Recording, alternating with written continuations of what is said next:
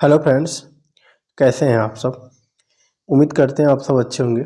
इसके पिछली वीडियो में हम लोग भक्ति काल की जो संत काव्यधारा है उसके प्रमुख कवि जैसे रविदास, गुरु नानक और नामदेव, इन लोगों के बारे में हम लोग देख चुके थे। और इस वीडियो में हम लोग देखेंगे जो संत काव्यधारा के और प्रमुख कवि हैं उन सब के बारे में हम लोग इस वीडियो में देखेंगे। तो आइए शुरू करते हैं। सबसे पहले हम लोग देखेंगे दादू दयाल को। तो देखिए, जो दादू दयाल है इनका जन्म 1544 ईस्वी अहमदाबाद गुजरात में हुआ था। यदि इनके निधन की बात करेंगे तो इनका निधन 1603 ईस्वी में हुआ था। ये जाति इनकी जो धुनिया थी। गुरु इनके थे बुद्धन, इनके पुत्र थे गरीबदास एवं मिस्किन दास। और इनकी रचनाओं की बात करेंगे तो इन्होंने 2 रचनाएं रची थी, अनभयवाड़ी और काया बेली। अब हम लोग आगे देखते हैं। आगे इनके बारे में हम लोग विशेष तथ्य देखेंगे। पहला तथ्य इसमें है कि इन्होंने 1575 ईस्वी में परब्रह्म संप्रदाय की स्थापना की। ये इंपॉर्टेंट पॉइंट है कि परब्रह्म संप्रदाय की स्थापना किसने की है, तो दादू दयाल ने की है। दूसरा पॉइंट इसमें है कि 1573 ईस्वी में इन्होंने जयपुर के निकट नारायणा नामक स्थान की स्थापना की, जिसे अलख दरीबा के नाम से जाना जाता है। देखिए, जो परीक्षा है उसमें ये छोटे छोटे प्रश्न जो है बनते हैं। अब तीसरा पॉइंट इसमें है कि इन्होंने 1585 एवं 86 में अकबर के साथ फतेहपुर सीकरी में धार्मिक आलाप किया था। तो इस सब तथ्यों को आप याद रखेंगे। आगे हम लोग देखेंगे। चौथा पॉइंट है कि इनके शिष्यों की संख्या 152 मानी जाती है, जिनमें से प्रमुख हैं, यानी शिष्य की संख्या जो है इनकी 152 है। उनमें से कुछ प्रमुख हैं रज्जब, सुंदरदास, जगन्नाथ दास, संतदास। पांचवा पॉइंट इसमें है कि संत रज्जब ने दादू दयाल के पदों का संकलन अंगवधु नाम से किया। ये इंपॉर्टेंट पॉइंट है कि दादू दयाल के पदों का संकलन अंगबधु नाम से किसने किया, तो संत रज्जब ने किया था। अगला पॉइंट इसमें छठा है कि इन्हें राजस्थान का कबीर कहा जाता है, यानी राजस्थान का कबीर किसे कहा जाता है, तो दादू दयाल को कहा जाता है। सातवां पॉइंट इसमें है कि संत दास एवं जगन्नाथ दास ने इनके पदों का संकलन हरडेवाड़ी नाम से किया था। देखिए, जो संत दास थे और जगन्नाथ दास थे, इन्होंने जो इनकी पद हैं उसका संकलन किस नाम से किया, तो हरडेवाड़ी नाम से किया था। अब हम लोग आगे देखेंगे। आठवां पॉइंट इसमें है कि परशुराम चतुर्वेदी ने इनके पदों का संकलन दादू दयाल की वाणी नाम से किया। तो देखिए, जो पदों का संकलन है 3 लोगों ने किया और इसको अलग अलग नाम से किया है, तो इसको आप याद रखेंगे। अगला पॉइंट इसमें 9वां है कि संत काव्यधारा में कबीरदास के बाद दूसरा बड़ा व्यक्तित्व दादू दयाल को ही माना जाता है।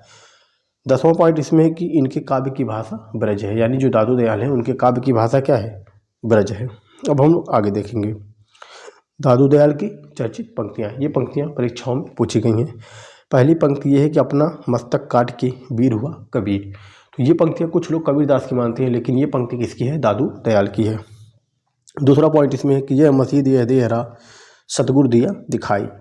तीसरा इनकी प्रसिद्ध पंक्ति है कि घीव दूध में रमी रहा व्यापक सबही ठौर, दादू वक्ता बहुत है मत काढ़े ते। और इसमें दादू नाम आ जाता है, तो इसलिए ये पंक्ति थोड़ी सी इंपॉर्टेंट नहीं रह जाती है। बाकी और जो पंक्ति इसमें है सारी इंपॉर्टेंट है।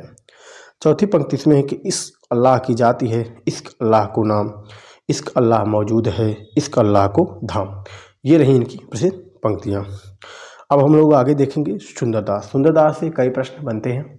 देखिए, सुंदरदास से इनका जन्म 1596 ईस्वी दौसा राजस्थान में हुआ। निधन की बात करेंगे तो इनका निधन 1689 ईस्वी। पिता का नाम इनका है परमानंद खंडेलवाल, माता का नाम है सतिया कमला। यदि इनके गुरु की बात करेंगे तो इनके गुरु हैं दादू दयाल और जात इनकी है वणिक। और समाधि स्थल की बात करेंगे तो इनकी जो समाधि स्थल है वो है सांगानेर जयपुर। प्रमुख शिष्य इनके हैं टिकैत दास, नारायण दास और अन्य जो इनके क्या हैं, प्रमुख शिष्य हैं। अब हम लोग आगे देखेंगे रचनाएं, यानी इन्होंने कितनी रचनाएं की हैं। तो देखिए, इनकी रचनाओं की संख्या जो है वो 42 मानी जाती है, जिनमें से प्रमुख हैं ज्ञान समुद्र, सुंदर विलास, सुख समाधि, वेद विचार, अद्भुत उपदेश, स्वप्न प्रबोध, ज्ञान झूलना, सर्वांग प्रदीपिका, सत्संग प्रभाव इत्यादि। ये जो इनकी क्या है, प्रसिद्ध रचनाएं हैं। अब देखिए, इसमें से जो इनकी 2 या 3 रचनाएं हैं जो काफ़ी इंपॉर्टेंट है, यहाँ से प्रश्न बना है। तो हम लोग देखेंगे ज्ञान समुद्र जो है उसमें संतों की साधना प्रणाली का वर्णन है। इसमें 5 सर्ग हैं जिन्हें उल्लास कहा गया है। तो ये इंपॉर्टेंट पॉइंट है कि जो ज्ञान समुद्र है उसमें जो सर्ग है वो कितने सर्ग हैं, उनका नाम क्या है, तो सर्ग 5 नाम उल्लास। आगे देखेंगे इनकी जो रचना है सुंदर विलास। सुंदर विलास में भक्ति, नीति एवं वैराग्य से संबंधित पद हैं। इसमें 34 सर्ग है जिन्हें अंग कहा गया है। देखिए प्रश्न कई तरह से बनेगा, ये भी पूछा जा सकता है कि भक्ति, नीति एवं वैराग्य से संबंधित पद किस रचना में है, तो सुंदर विलास में है। सर्ग कितने हैं, 34। नाम क्या है, अंग है। तीसरा पॉइंट ये है कि सुंदरदास श्रृंगार रस के घोर विरोधी संत माने जाते हैं। देखिए ये कई बार पूछा गया है, कैसे कौन से संत हैं जो श्रृंगार रस के घोर विरोधी हैं, तो सुंदरदास है। यहाँ श्रृंगार शब्द में अशुद्धि है जो कि टाइपिंग में नहीं हो पाता है। अगला इसमें है कि इन्होंने नंददास की रसमंजरी और केशवदास के रसिक प्रिया की निंदा की है, क्योंकि जो है रसिक प्रिया और रसमंजरी ये श्रृंगार से संबंधित रचनाएं हैं, तो ये श्रृंगार विरोधी संत होने के नाते इनकी क्या की है, निंदा की है। चौथा पॉइंट इसमें है कि सुंदरदास संत कवियों में सर्वाधिक शिक्षित हैं। ये भी प्रश्न पूछा जाता है कि संत कवियों में सर्वाधिक शिक्षित संत कौन है, तो सुंदरदास है। पांचवा पॉइंट इसमें है कि राघवदास ने सुंदरदास को दूसरा शंकराचार्य कहा है। अब देखिए दूसरा शंकराचार्य इन्हें किसने कहा है, तो राघवदास ने कहा है। और किन्हें कहा है तो आपको पता ही है, सुंदरदास को। तो ये सारे प्रश्न यहाँ से बनते हैं। अब हम लोग आगे देखेंगे। छठा पॉइंट इसमें है कि पुरोहित हरिनारायण शर्मा ने सुंदरदास के पदों का संकलन सुंदर ग्रंथावली नाम से किया। अब चर्चित पंक्तियां देखेंगे। इनकी जो चर्चित पंक्तियां हैं उसमें दो पंक्ति काफ़ी इंपॉर्टेंट है, तो आइए देखते हैं कि रसिक प्रिया रसमंजरी और श्रृंगार ही जानी, चतुराई करी बहुत विधि, विषय बनाई आनी। दूसरा इसमें है कि बोलिए तो तब जब बोलिबे की बुद्धि हो। तो इस तरह की जो पंक्तियां हैं वो सुंदरदास द्वारा रची गई हैं। आगे हम लोग देखेंगे। तीसरे कवि हैं लालदास। देखिए लालदास भी इम्पॉर्टेंट है, यहाँ से भी प्रश्न बनता है। इनका जन्म 1540, निधन 1648। समाधि स्थल इनका नगला भरतपुर है। जाति से ये क्या है, मेव है। रचना इनकी है लालदासरी चेतावनी, ये जो इनकी रचना है। इसका काव्य रूप जो है मुक्तक है। भाषा मेवाती मिश्रित ब्रज भाषा है। प्रमुख तथ्य देखेंगे तो इसमें प्रमुख तथ्य ये है कि हिंदू मुस्लिम एकता के प्रतीक संत माने जाते हैं। कौन, बाबा लालदास। दूसरा इसमें है कि अपने अयोग्य शिष्यों के कारण अनेक कष्ट उठाने पड़े थे। ये इंपॉर्टेंट पॉइंट है कि ऐसे कौन से संत थे जिन्हें अपने अयोग्य शिक्षकों के कारण जो अनेक कष्ट उठाने पड़े, तो कौन थे, लालदास थे। अब हम लोग आगे देखेंगे। अगला है धर्मदास। देखिए धर्मदास, इनकी जाति क्या है, वणिक। गुरु इनके कौन है, कबीर। इनकी रचनाएं हैं अमर सुख निदान, धनी धर्मदास की बानी। देखिए इनके जो संबंधित प्रश्न अनेक बार जो बना है वो बीजक के बारे में बना है। जो अब देखिए यहाँ है कि इन्होंने 1464 ईस्वी में कबीर के पदों का संकलन बीजक नाम से किया। तो ये प्रश्न यहाँ से कई बार पूछा गया है कि कबीरदास के पदों का संकलन बीजक नाम से किसने किया है, तो धर्मदास ने किया है, जो कि क्या थे, कबीरदास के शिष्य थे। दूसरा पॉइंट इसमें है कि अपना धन गरीबों में बांट दिया। और तीसरा पॉइंट इसमें है कि ये कबीरदास के शिष्य थे। तो ये रही धर्मदास के बारे में। अब हम लोग आगे देखेंगे।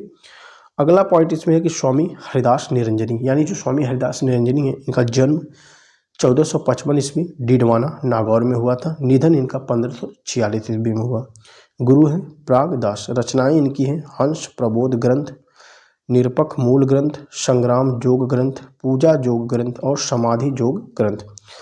तीसरा पॉइंट है कि निरंजनी संप्रदाय के प्रवर्तन किया, यानी जो निरंजनी संप्रदाय है उसका प्रवर्तक कौन है, स्वामी हरिदास निरंजनी। अगला पॉइंट इसमें है कि निरंजनी संप्रदाय को नाथ पंथ एवं संत मत के बीच की योजक कड़ी माना जाता है। ये इंपॉर्टेंट पॉइंट है कि जो किस संप्रदाय को नाथ पंथ एवं संत मत के बीच की योजक कड़ी माना जाता है, तो निरंजनी संप्रदाय को। अब हम लोग आगे देखेंगे दयाबाई। जो दयाबाई है इनका समय है 18वीं शताब्दी। गुरु इनके हैं चरणदास। रचना इनकी है दयाबोध एवं विनय मल्लिका। देखिए जो दयाबाई है इनसे जो प्रश्न बनता है वो विनय मल्लिका से बनता है। जो इनकी विनय मल्लिका रचना है उसमें मीराबाई के विषपान का उल्लेख मिलता है। तो ये काफ़ी इंपॉर्टेंट प्रश्न बन जाता है कि जो किस रचना में मीराबाई की विषपान का उल्लेख मिलता है, तो वो रचना है विनय मल्लिका, जिसके रचनाकार है दयाबाई। अब हम लोग आगे देखेंगे। आगे हैं गुरु अर्जुन देव। देखिए इनका जन्म 1563 ईस्वी, निधन 1606 में हुआ। रचनाएं हैं 52 आखिरी, सुखमणि, 12 मासा। अगला पॉइंट इसमें है कि इन्होंने गुरु ग्रंथ साहब का संकलन किया और ये सिखों के 5वें गुरु थे।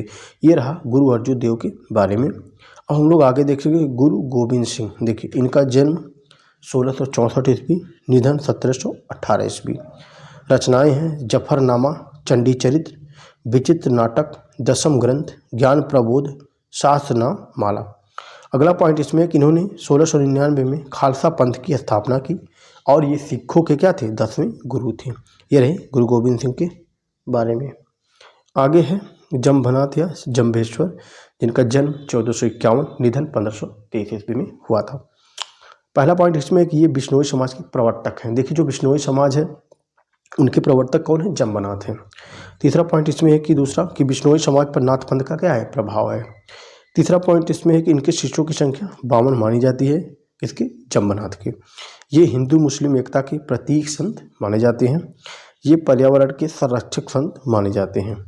इनकी कोई रचना उपलब्ध नहीं है, केवल कुछ पद मिलते हैं। अब हम लोग आगे देखेंगे अक्षर अनन्य। देखिए जो अक्षर अनन्य है इनका समय है 1653 ईस्वी के आसपास। रचनाओं की बात करेंगे तो राजयोग, विज्ञान योग, सिद्धांत बोध, विवेक गीतिका, ध्यान योग, अनन्य प्रकाश, ब्रह्म ज्ञान। महाराजा छत्रसाल बुंदेला इनके क्या माने जाते हैं, शिष्य माने जाते हैं। ये प्रश्न यहाँ से पूछा जा सकता है, ये इंपॉर्टेंट है कि महाराज छत्रसाल बुंदेला किसके शिष्य माने जाते हैं, तो अक्षर अनन्य के। अगला पॉइंट है, अगला जो है और अंतिम कवि देखेंगे संत काव्यधारा के मलुक दास को। जो मलुक दास है उनका समय है 1574, निधन 1682 ईस्वी में हुआ।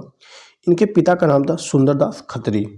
गुरु पुरुषोत्तम दास। रचनाएं इनकी है सुख सागर, भक्ति विवेक, ध्रुव चरित, ब्रज लीला, राम अवतार लीला, 12 खड़ी।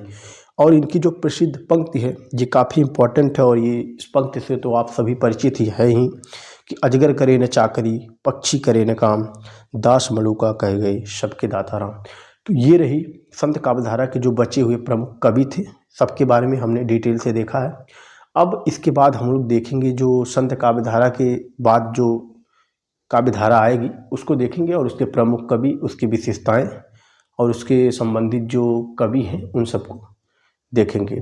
तो अब हम मिलेंगे नेक्स्ट वीडियो में। वीडियो देखने के लिए बहुत बहुत धन्यवाद।